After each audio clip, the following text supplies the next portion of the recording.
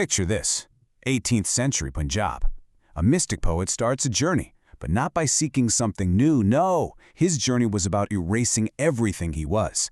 He was a brilliant scholar who turned his back on books, a man from the highest class who wanted nothing more than to be seen as the lowest. He was a saint who found God not in a quiet shrine, but by dancing in a crowded street. This is the incredible story of the rebel mystic, Bulleh Shah. So where does a story like this even begin? Well, it all starts with a single, haunting question. Bulleh ki jana makan. Bulleh, I know not who I am. Now, this wasn't just a line from a poem. This was the very core of his being. It was a radical, lifelong search for truth that, he believed, required him to first become nothing at all.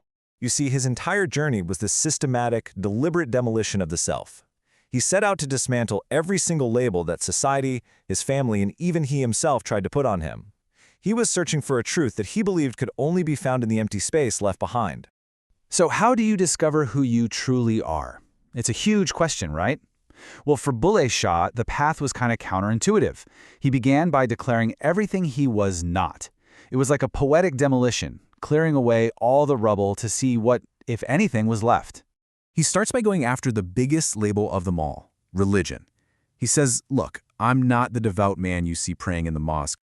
But, and this is key, he says he's not the opposite either.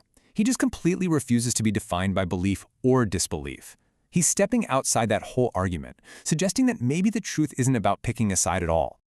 Next up, he takes aim at our social and moral boxes. You know, the pure and the impure, the righteous and the sinner. To him, these were just judgments, labels we create that only cause division.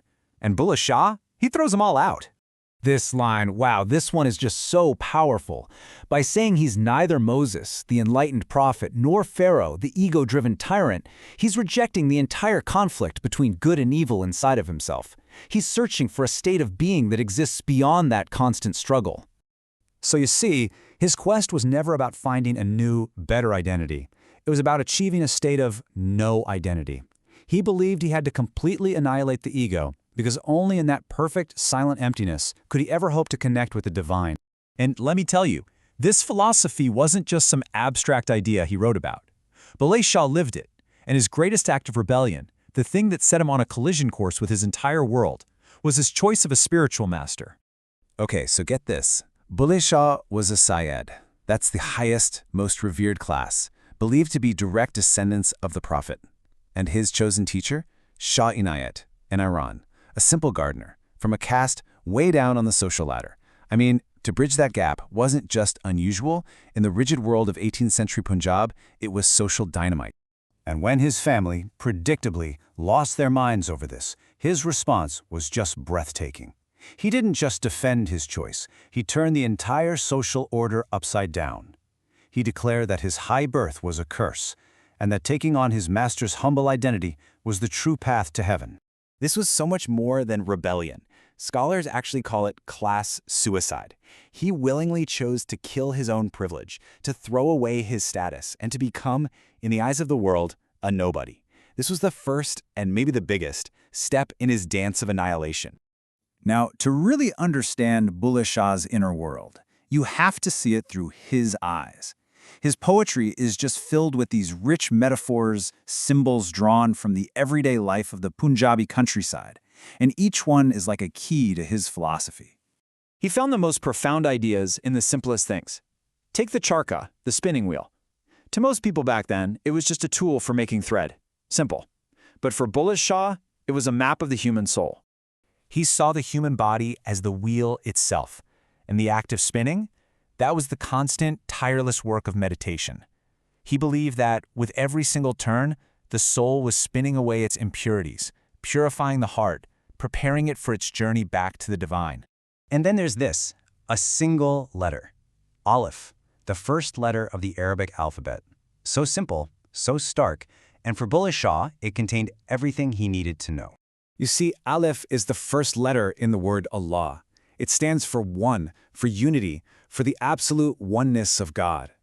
And for Bulleh Shah, that was everything. He argued that if you could truly understand the deep truth of that one single letter, then all the other knowledge, all the books, the scholarship, the rituals, It all becomes useless. One was enough. But this path of love and annihilation, it wasn't easy.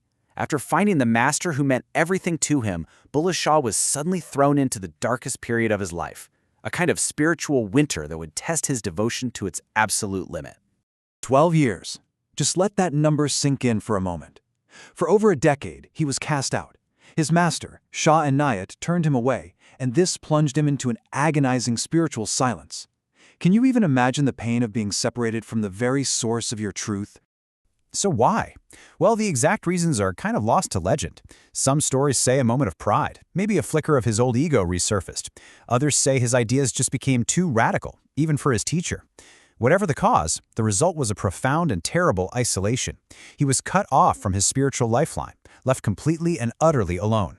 And this is where the story reaches its incredible climax. Faced with this unbearable separation, Bulleh Shah knew he had to do something so radical, so profound, that it would shatter the very last pieces of his ego and prove his love beyond any doubt.